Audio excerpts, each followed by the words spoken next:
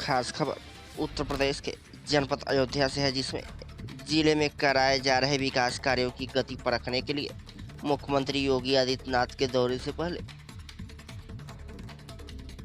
मंगलवार को प्रदेश के कृषि, शिक्षा एवं कृषि अनुसंधान तथा जिले के प्रभारी मंत्री सूर्य प्रताप शाही अयोध्या पहुंचे। यहां सर्किट हाउस में उन्हें गार्ड ऑफ ऑनर दिए जाने के बाद अधिकारियों ने पुष्पगुच्छ भेंट कर उनका स्वागत किया। स्वागत के बाद मंत्री श्री शाही ने विकास कार्यों का स्थलीय निरीक्षण किया और फिर मंडलायुक्त सभागार में वरिष्ठ अधिकारियों तथा जनप्रतिनिधियों के साथ विकास कार्यों की समीक्षा की। इस दौरान उन्होंने मीडिया से भी बात की और अपने समीक्षा कार्यक्रम के बारे में विस्तार से जानकारी दी। देखा पूरी report UP crime head Amitabh Srivastava के साथ।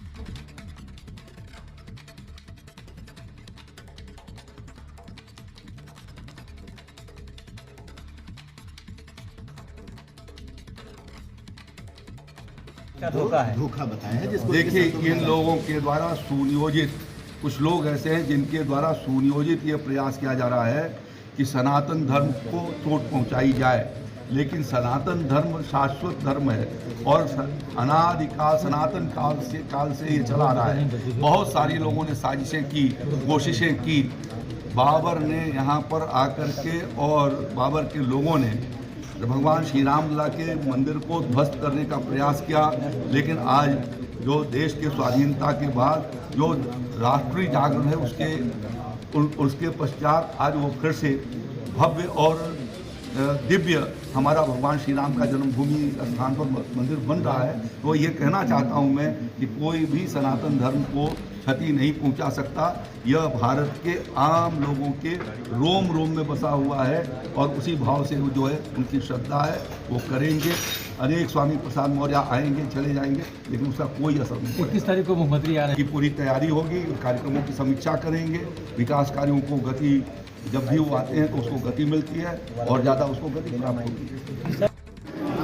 अयोध्या धाम के पैकेज और अयोध्या की जो अन्य विकास के कार्यक्रम हैं, इन सब की समीक्षा और प्रगति पर मैंने चर्चा की है और उन सारे कार्यों को जो इनका समयबद्ध तरीके से पूरा होना था उसको इस अक्टूबर महीने में होना है, उसको नवंबर महीने में होना है, कुछ जो है 31 दिसंबर 2023 तक होना है और कुछ 2024 तक पूरे होने हैं। तो उनको समयबद्ध तरीके से हमने समीक्षा किया है कि भगवान श्री राम के अयोध्या जन्मस्थान के भव्य मंदिर के निर्माण के लोकार्पण के पूर्व हमारी वो सारी योजनाएं जिनको पूरा होना है, जिससे कि सुगमता और एक हमारी सुगम अयोध्या भव्य और नव्य रूप में दिखाई दे सके, उन सारी योजनाओं को हमने समीक्षा की है। मुझे प्रसन्नता है कि यहाँ के जिला प्रशासन और कार्यदायी एजेंसियों के द्वारा जिन कार्यों को लिया गया था उनको तेज गति दिया जा रहा है। उसमें से काफ़ी कुछ पूरी हो चुकी हैं, कुछ पूरा होने की स्थिति में आगे की ओर बढ़ी है। यदि बड़े प्रोजेक्टों को लें तो हमारा एयरपोर्ट लगभग पूरा होने की स्थिति में है। इसी तरीके से यहाँ के अयोध्या का नए रेलवे स्टेशन का जो पुनर्निर्माण हो रहा था वो अभी पूर्णता की ओर है। रेल लाइन के नवीनीकरण का काम आगे की ओर बढ़ा हुआ है। आरओबी जो बनने थे वो भी तेज गति से चल रहे हैं। फोर लेन की सड़क भी ठीक हो रही है। अयोध्या से लेकर के और जगदीशपुर की सड़क जो हाईवे बन रही थी वो पूरा हो चुकी है। तो इस तरीके से सभी काम जो बिजली विभाग के 20 सब स्टेशन को बनाया जाना है उस पर भी काम तेजी से चल रहा है। रामपथ का मार्ग भी पूरा होने की स्थिति में है। तो वो तेज गति से सारे काम पूरा हो रहे हैं और अयोध्या एक नए स्वरूप में बनने के लिए अपने गरिमा के अनुरूप जो है वो तैयार हो रही है। रकबा बढ़ाने और घटाने का उसके भीतर कोई प्रश्न ही नहीं है। यदि कोई किसान है और उसके पास एक छोटा सा भी अंश खेती का उसके पास नाम है तो उसको पीएम किसान सम्मान निधि का पैसा मिलना है। ये आग्रह करना चाहता हूँ कि अभी भी राज्य के भीतर 20 लाख से अधिक ऐसे किसान हैं जिनका ई-KYC नहीं हुआ है और ई-KYC नहीं होने के नाते उनको पीएम किसान सम्मान निधि का नाम रुक गया है।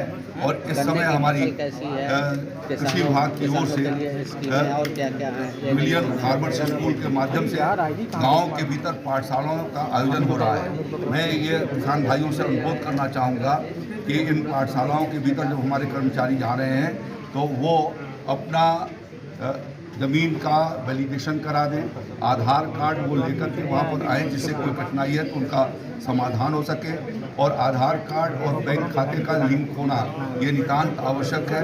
मैं पूरे प्रदेश भर के किसान भाइयों से कहना चाहता हूँ कि आदरणीय प्रधानमंत्री नरेंद्र मोदी जी और उत्तर प्रदेश के मुख्यमंत्री योगी जी दोनों की इच्छा ये है कि सभी पात्र किसान भाइयों को पीएम किसान सम्मान का पैसा मिले और राज्य के भीतर 2,61,00,000 किसानों तक कृषि विभाग के प्रयासों से वह पीएम किसान सम्मान निधि का पैसा गया और जिसमें लगभग 62,000 करोड़ रुपये से ऊपर की धनराशि उन तक पहुंची है और वो सरलता और सुगमता से पहुंच सके। इसलिए मैं अपील करना चाहूँगा कि ये जो हमारी रबी अभियान के अंतर्गत पाठशालाएँ चल रही हैं उसके भीतर वो अपने अभिलेखों को जिनके नहीं पूरा हुए हैं या किन्हीं कारणों से रुका पड़ा है तो उसको ठीक कराए जाने में वो हमारी अधिकारियों और कर्मचारियों की